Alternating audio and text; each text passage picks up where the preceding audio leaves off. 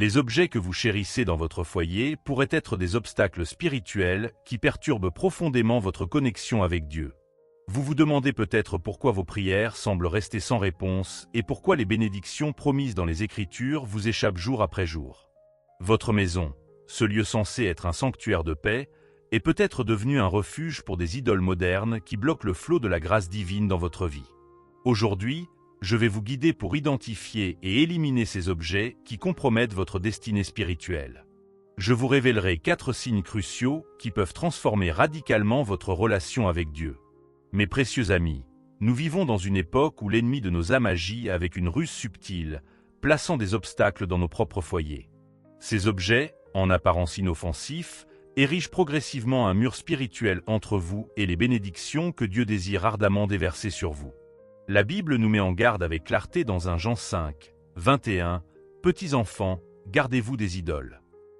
Lorsque nous entendons le mot « idole », nous pensons souvent aux statues païennes des temps bibliques, sculptées dans la pierre ou le bois. Mais qu'est-ce qu'une idole dans notre monde moderne? C'est tout ce qui usurpe la place de Dieu dans votre cœur, tout ce qui capte votre attention, votre affection et votre énergie plus que votre Créateur. L'ennemi est astucieux.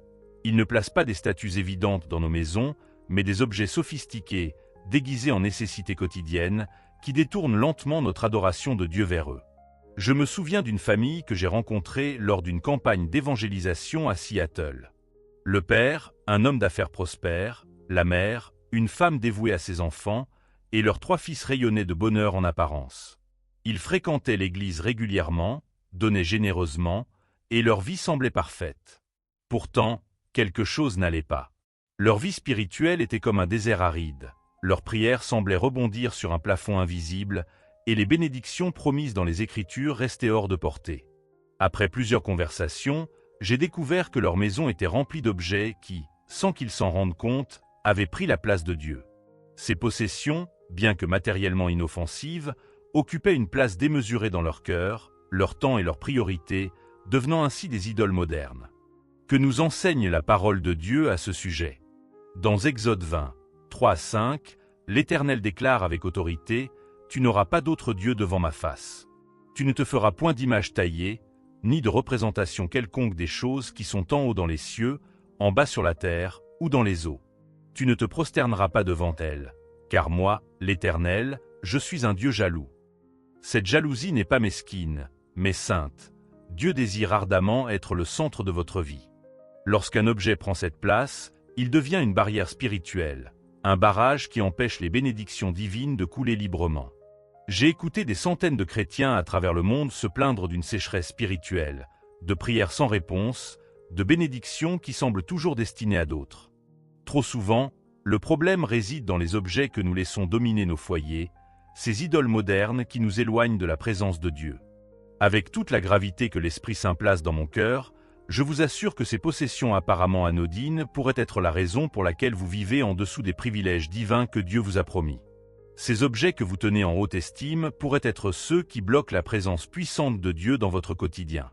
Le roi Salomon, dans sa sagesse inégalée, nous avertit dans Ecclésiaste 5h10. « Celui qui aime l'argent n'est pas rassasié par l'argent, et celui qui aime les richesses n'en profite pas. » C'est encore là une vanité. Quelle vérité profonde! Ces possessions que nous accumulons, ces objets que nous chérissons, ne peuvent jamais combler le vide de notre âme. Seul Dieu le peut. Pourtant, nous continuons à remplir nos maisons de choses qui, sans que nous nous en rendions compte, deviennent des idoles modernes. Mes chers amis, le temps est venu de scruter honnêtement votre foyer et votre cœur. Quels sont ces objets qui occupent une place disproportionnée dans votre vie? Quelles possessions absorbent votre temps, votre énergie et vos pensées plus que votre relation avec le Dieu vivant? Restez avec moi jusqu'à la fin pour notre prière traditionnelle qui apportera une bénédiction profonde à votre âme. Le prophète Ézéchiel nous livre une vérité bouleversante dans Ézéchiel 14, 3-4. Ces gens portent leurs idoles dans leur cœur et fixent leur regard sur ce qui les fait tomber dans l'iniquité. Me laisserai-je consulter par eux? Dieu affirme qu'il ne répondra pas pleinement à nos prières si nous chérissons des idoles dans nos cœurs, ces objets auxquels nous accordons une importance excessive. J'ai rencontré une femme à Boston dont la vie spirituelle était totalement desséchée. Elle priait, jeûnait, assistait fidèlement au culte, mais se sentait vide, déconnecté de la présence de Dieu.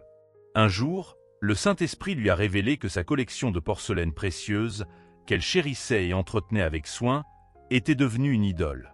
Ces objets n'étaient pas mauvais en soi, mais ils avaient pris une place dans son cœur qui n'appartenait qu'à Dieu. Lorsqu'elle a pris la décision radicale de s'en séparer, de briser cette emprise idolâtre, des bénédictions spirituelles inattendues ont commencé à inonder sa vie. L'apôtre Paul nous met en garde dans Colossiens 3h5, « La convoitise est une idolâtrie ». Cette soif insatiable d'acquérir toujours plus, les derniers gadgets, les meubles luxueux, les objets à la mode, devient une barrière qui bloque les bénédictions divines destinées à votre vie. Nos idoles modernes sont plus subtiles que les statues d'autrefois, mais tout aussi dangereuses. Elles portent des noms de marques prestigieuses, elles ont des écrans tactiles, elles occupent des places d'honneur dans nos salons. Elles exigent notre attention constante, et pendant que nous les servons, les bénédictions de Dieu restent bloquées, incapables de franchir les barrières spirituelles qu'elles ont érigées. Quand avez-vous ressenti pour la dernière fois la présence enveloppante de Dieu? Quand avez-vous été bouleversé par sa bonté? Quand vos prières ont-elles été exaucées de manière miraculeuse? Si ces expériences semblent lointaines, je vous exhorte à examiner votre maison et votre cœur pour identifier ces objets qui ont usurpé la place de Dieu. L'apôtre Jean conclut sa première épître par cet avertissement pressant « Petits enfants, gardez-vous des idoles ». 1 Jean 5, 21. Cette exhortation n'était pas seulement pour les chrétiens du premier siècle.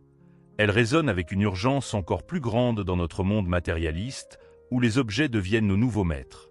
Dieu désire vous bénir abondamment, déverser ses richesses spirituelles dans votre vie, répondre à vos prières. Mais ces idoles modernes forment un barrage qui retient ce flot.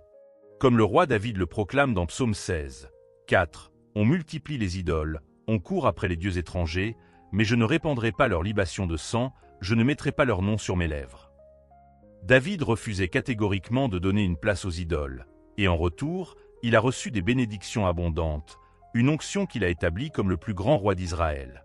Êtes-vous prêt à examiner votre maison et à identifier ces objets qui bloquent les bénédictions divines? Êtes-vous prêt à renoncer à ces idoles modernes qui ont pris la place de Dieu dans votre vie? Dans la suite de ce message, je vais vous révéler les 4 objets spécifiques qui, en ce moment même, se trouvent probablement dans votre foyer et forment des barrières spirituelles. Je vous montrerai comment les identifier et, plus important encore, comment briser leur emprise pour libérer le flot des bénédictions divines. Si le Saint-Esprit vous parle en ce moment, écrivez « Je suis prêt pour la délivrance » dans les commentaires et soutenez ce message pour que d'autres âmes soient libérées de ces blocages spirituels. L'heure est grave, mes amis. Le Seigneur m'a révélé avec une clarté saisissante ces objets qui sabotent silencieusement votre vie spirituelle. Deutéronome 7, 26 nous avertit « Tu n'introduiras point une chose abominable dans ta maison, afin que tu ne sois pas comme elle, dévouée par interdit. » Pourtant, sans le savoir, beaucoup d'entre vous ont laissé ces objets s'installer. Le premier de ces objets est votre écran, qu'il s'agisse de votre télévision, de votre ordinateur, de votre tablette ou de votre téléphone. Cet objet est devenu pour beaucoup une idole moderne. Ce n'est pas l'appareil lui-même qui pose problème, mais la place démesurée qu'il occupe dans votre vie. Combien de temps consacrez-vous chaque jour à ces écrans? Et combien de temps offrez-vous à la prière, à la méditation de la parole, à l'intimité avec Dieu? Philippiens 4, 8 nous exhorte « Que tout ce qui est vrai, honorable, juste, pur, aimable, digne de louange soit l'objet de vos pensées. » Le contenu que vous consommez sur vos écrans répond-il à ces critères divins? J'ai rencontré un pasteur à Chicago dont le ministère s'étiolait. Ses sermons manquaient de puissance, sa vie de prière était aride, sa famille se désagrégeait. En examinant sa vie, il a réalisé qu'il passait des heures devant sa télévision et son téléphone, consommant du contenu qui nourrissait sa chair mais affamait son esprit. Lorsqu'il a réduit drastiquement ce temps et s'est consacré à la prière et à l'étude de la parole, sa vie a été transformée. Les bénédictions divines ont recommencé à couler abondamment. Mes amis, ces écrans sont devenus pour beaucoup une forteresse spirituelle qui emprisonne votre attention, votre temps et votre énergie. Des ressources que Dieu réclame pour établir son royaume en vous et à travers vous. Comme Jésus l'a dit dans Matthieu 6, 22, « L'œil est la lampe du corps. Si ton œil est sain, tout ton corps sera éclairé. » Ce que vous consommez visuellement affecte votre âme et votre connexion avec Dieu. Le deuxième objet est votre porte-monnaie, symbole de l'idolâtrie financière. Jésus nous avertit dans Matthieu 6, 24, « Nul ne peut servir deux maîtres, Dieu et l'argent. » Vos finances sont-elles consacrées au royaume ou à l'accumulation de biens matériels? Un couple à Dallas, prisonnier de l'idolâtrie financière, économisait frénétiquement pour un avenir luxueux tout en donnant peu à l'œuvre de Dieu. Lorsqu'ils ont embrassé la dîme fidèle et la générosité joyeuse, les écluses des cieux se sont ouvertes. Malachie 3, 10 promet « Apportez toutes les dîmes à la maison du trésor, et vous verrez si je n'ouvre pas pour vous les écluses des cieux. » Un budget spirituel, qui honore Dieu en priorité, brise cette idolâtrie. Le troisième objet est votre horloge, symbole du temps qui tyrannise votre vie.